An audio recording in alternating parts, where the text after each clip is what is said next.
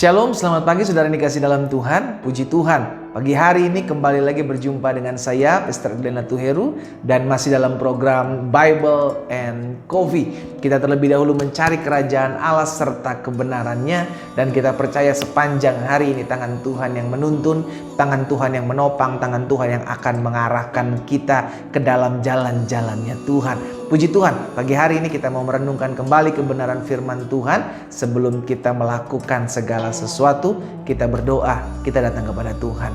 Bapa, terima kasih buat hari yang baru. Kami bersyukur karena hari ini kami masih boleh ada sebagaimana kami ada. Kami masih diberikan kesempatan untuk kembali merenungkan firman Tuhan sebelum kami memulai sepanjang hari ini. Karena itu ya Bapa, tolong kami, dan kami rindu Tuhan bicara bagi masing-masing kami. Sehingga apapun yang kami hadapi di hari ini, kami tetap kuat. Sebab firman-Mu adalah kekuatan bagi kami. Di dalam nama Tuhan Yesus Kristus kami berdoa. Haleluya.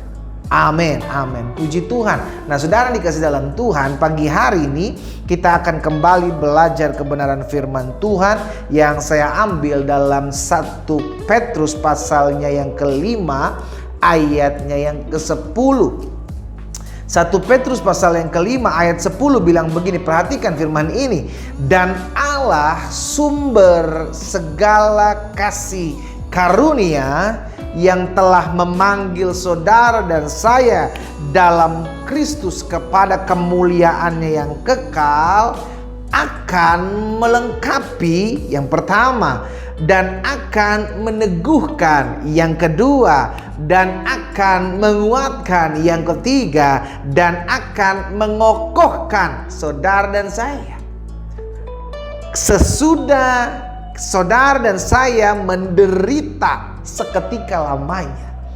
Jadi saudara dikasih dalam Tuhan, Petrus mengingatkan buat setiap kita pada pagi hari ini, Allah sumber segala kasih karunia memanggil kita melalui Yesus Kristus anaknya supaya kita menerima kemuliaan Tuhan yang kekal. Dia yang senantiasa memperlengkapi saudara dan saya. Dia memperlengkapi kita supaya kita bisa dipakai Tuhan untuk melayani Tuhan dengan segala kelengkapan yang Tuhan percayakan dalam kehidupan kita. Jadi yang pertama, ketika Dia memanggil kita, maka Dia juga melengkapi kita. Makanya selalu saya bilang, di setiap kita ketika kita menerima Yesus sebagai Tuhan dan Juru Selamat, maka ada kelengkapan. Tuhan memperlengkapi kita untuk melayani Dia. Sehingga akhirnya kita dipersiapkan Tuhan untuk melayani Raja di atas segala raja. Yang kedua, setelah kita diperlengkapi, maka kita akan diteguhkan. Setelah kita diperlengkapi, kita diteguhkan. Kenapa kita perlu menerima peneguhan? Supaya dalam kita menjalani hari-hari hidup kita, ketika kita menjalani pelayanan kita, dalam kita melayani Tuhan, maka iman kita pun perlu diteguhkan. Iya kan? Dalam pengiringan kita kepada Tuhan, kita perlu diteguhkan iman kita. Sehingga apapun yang kita hadapi, siapapun yang kita layani, kita akan menerima peneguhan yang daripada Tuhan. Setelah kita diteguhkan, maka kita dikuatkan. Kita perlu dikuatkan dalam keseharian kita supaya kita tetap setia, dan pada akhirnya mengokohkan setiap hati kita untuk kita tetap terus mengiring Tuhan sampai kapan. Tapi semuanya ini kita miliki, kita dapati ketika kita menerima Kristus. Bahkan Petrus mengingatkan kita, semuanya, dan mengokohkan kamu sesudah kamu menderita seketika lamanya. Jadi saudara dan saya dikasih dalam Tuhan, kita dalam mengiring Kristus bisa mengalami penderitaan. Jadi jangan pernah alergi dengan kata penderitaan. Jangan sampai kita jadi orang-orang Kristen yang bilang, wah kalau ikut Yesus pasti diberkati, nggak ada lagi penderitaan. Come on, Yesus sendiri bilang, barang siapa mau mengikut aku, ia harus sangkal diri, dia harus pikul salib setiap hari. Betul, tidak ada kata-kata menderita dalam hidupnya. Betul, tidak ada kata-kata menderita untuk mengikut Yesus. Tapi dengan sangkal diri itu merupakan penderitaan. Wow, saudara dikasih dalam Tuhan, tidak mudah orang menyangkal dirinya. Itu penderitaan. Tampar pipi kiri, kasih pipi kanan, itu bukan penderitaan, penderitaan. Mengasihi musuhmu, Apakah tidak menderita? Menderita. Bahkan pahlawan-pahlawan iman dalam Alkitab yang tercatat selalu mengalami penderitaan sebelum akhirnya mengalami kemuliaan Tuhan. Siapa Yusuf? Yusuf mengalami penderitaan. Siapa Daud? Daud mengalami penderitaan. Siapa Paulus? Paulus mengalami penderitaan. Tapi semua penderitaan-penderitaan itu selalu menghasilkan kemuliaan yang akan dinyatakan Tuhan.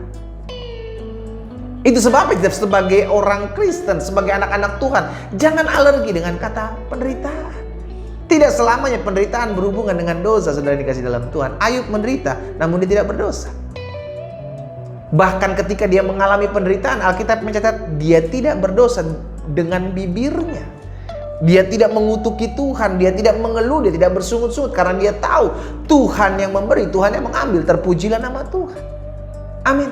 Jadi setiap kita harus mempersiapkan diri kita bahwa kalau saya mengikut Kristus, maka kalaupun saya harus mengalami penderitaan daging, saya percaya itu untuk mengerjakan dalam hidup saya pembentukan karakter saya, itu untuk mengerjakan dalam hidup saya hal-hal yang akhirnya membuat saya hidup memuliakan Tuhan, dan itu akan mengerjakan dalam saya bagaimana saya bertumbuh dewasa dalam pengenalan akan Tuhan. Makanya penderitaan kalau kita lihat dari sisi cara pandang Tuhan melihat, maka penderitaan akan selalu menghasilkan kemuliaan. Di balik salib, di balik mahkota duri, di balik jalan Via Dolorosa, selalu ada kemuliaan yang Tuhan berikan dalam hidup saudara dan saya. Karena itu jangan pernah alergi dengan penderitaan. Kalau kita sebagai anak-anak Tuhan, Tuhan izinkan menderita. Alkitab bilang dalam 1 Korintus 10 ayat 13, pencobaan tidak akan pernah melebihi kekuatan kita. Penderitaan kita tidak akan pernah melampaui batas kapasitas kemampuan kita. Sehingga Tuhan itulah yang akan memberikan jalan keluar buat saudara dan saya. Sehingga akhirnya hari ini kita mengerti. Kalau hari-hari ini ada hal-hal yang mungkin menurut kita, saya sedang mengalami penderitaan itu, pendeta. Saya mungkin sedang mengalami sakit penyakit yang belum kunjung sembuh. Saya sedang mengalami fitnahan orang. Saya sedang mengalami penindasan dari pimpinan saya. Saya sedang mengalami tantangan yang tidak seharusnya saya hadapi, pendeta. Saudara dikasih dalam Tuhan, kalau penderitaan sedang kita alami, kita pegang satu kepercayaan bahwa di balik penderitaan itu akan menghasilkan kemuliaan yang dahsyat yang akan kita lihat, dan disitulah kita bisa melihat bagaimana campur tangan Tuhan memutarbalikkan segala yang tidak baik menjadi baik dalam hidup kita. Karena itu yang diperlukan adalah respon kita. Apa respon kita pada saat kita mengalami penderitaan? Itu yang akan mempengaruhi kita apa yang akan kita dapat setelah masa penderitaan. Saya ulangi sekali lagi, apa yang menjadi respon kita pada masa penderitaan, itulah yang akan menentukan apa yang kita dapat pada saat kita selesai mengalami masa penderitaan. Kalau dalam masa penderitaan respon kita bersungut-sungut, respon kita mengeluh, respon kita komplain, kita nggak akan ada bedanya dengan bangsa Israel yang tidak pernah mengalami janji Tuhan. Sama-sama dengan Kaleb dan Yosua, mereka mengalami penderitaan. Mereka juga mengalami bagaimana peperangan demi peperangan, susah makan, susah minum. Namun mereka tidak bersungut-sungut dan mengeluh. Akhirnya mereka mengalami janji Tuhan. Jadi respon kita pada saat kita mengalami penderitaan bukan soal penderitaannya, namun respon kita pada saat kita sedang ada dalam penderitaan. Itu yang akan menentukan seperti apa setelah kita melalui masa-masa penderitaan itu. Dan saat-saat ini yang kita lihat, ada goncangan di mana-mana. Itu yang membuat kita mengerti bahwa penderitaan sekarang ini akan mengerjakan, Paulus bilang akan mengerjakan bagi hidup kita kemuliaan yang kekal. Jadi kalau Tuhan percayakan engkau menderita, is okay. Selama engkau pada masa penderitaanmu engkau tetap setia, selama engkau pada masa penderitaanmu engkau tetap taat, selama engkau pada masa penderitaanmu engkau tetap bersyukur kepada Tuhan, maka di balik penderitaan engkau akan melihat kemuliaan Tuhan yang dahsyat dan luar biasa. Karena itu saya pelajari sikap kita pada masa penderitaan yang harus kita pegang dan kita lakukan. Yang pertama, tetap pegang janji Tuhan. Selalu saya ulang-ulang, apapun yang terjadi, jangan pakai perasaan, tapi tetaplah pegang janji Tuhan. Semua janji Tuhan ada di dalam firman-Nya.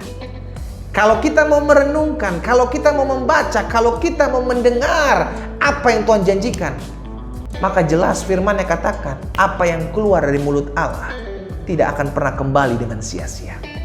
Dia akan mengerjakan apa yang diperintahkan oleh Allah, dan dia akan berhasil dalam apa yang disuruhkan olehnya. Jadi pada masa-masa penderitaan, pegang janji Tuhan. Tuhan, aku percaya sekalipun hari-hari ini yang aku lihat adalah kesulitan. Tuhan, aku percaya sekalipun yang hari-hari yang aku rasakan adalah tantangan. Tuhan, aku percaya janji-Mu pasti akan tergenapi. Amin. Yang kedua saya pelajari, sikap kita pada masa penderitaan, stop menyalahkan orang lain. Pada saat ada masalah, pada saat ada penderitaan dalam rumah tanggamu, jangan sakiti, jangan salahkan suamimu, jangan salahkan istrimu, jangan salahkan anak-anakmu, jangan salahkan orang tuamu, jangan salahkan mertua, jangan salahkan menantumu. Karena terkadang masalah penderitaan terjadi tanpa ada yang melakukan, tanpa ada penyebab, tanpa ada yang mereka-reka, tiba-tiba aja kejadian.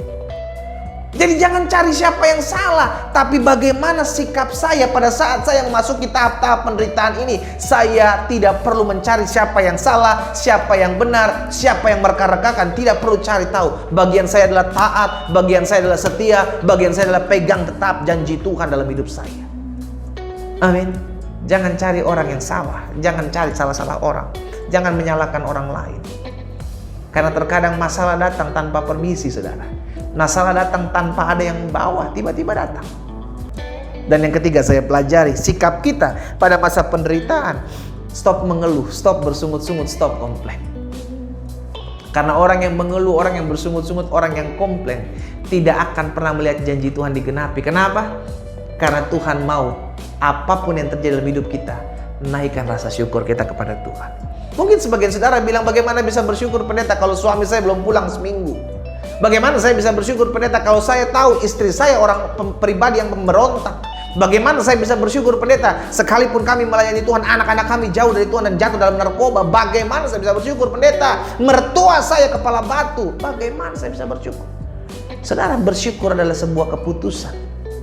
Bukan karena keadaan lalu engkau bersyukur, tapi bersyukur adalah sebuah keputusan. Kenapa? Karena di balik rasa syukur kita tahu Allah turut bekerja dalam segala sesuatu untuk mendatangkan kebaikan dalam hidup saudara dan saya. Apapun yang terjadi, tetaplah bersyukur. Karena Tuhan tidak pernah meninggalkan kita. 3 hal ini saya bagikan buat setiap kita dalam kita mengalami masa-masa penderitaan.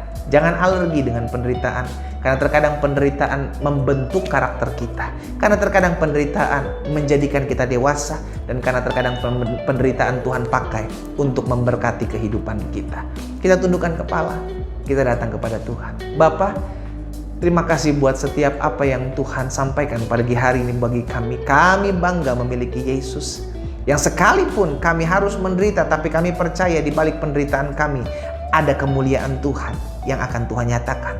Hamba berdoa di dalam nama Yesus, biar sepanjang hari ini, bahkan kalau hari-hari ini kami mengalami penderitaan yang harus kami derita tanpa kami tahu kenapa penyebabnya, tapi biarlah Tuhan berikan kedamaian di hati kami sehingga kami belajar untuk tetap terus pegang janji Tuhan. Kami tidak mau mencari-cari siapa yang salah dan mencoba mencari kebenaran bagi kami sendiri, maka kami percaya hidup kami akan melihat kemuliaan Tuhan. Dan biarlah segala sesuatu yang kami hadapi, kami mau akhiri dengan rasa ucapan syukur kepada Tuhan. Karena mungkin kami belum tahu apa maksud Tuhan, tapi yang kami percaya Allah turut bekerja di dalam segala hal untuk mendatangkan kebaikan bagi kami. Terima kasih Bapa. Berkati teman-teman Bible and Coffee yang menyaksikan siaran dan mengambil waktu untuk merenungkan firman Tuhan pagi hari ini. Hidup mereka diberkati Tuhan, langkah mereka disertai Tuhan. Di dalam nama Tuhan Yesus kami berdoa dan bersyukur. Haleluya. Amin, amin. Kita nikmati kopi kita.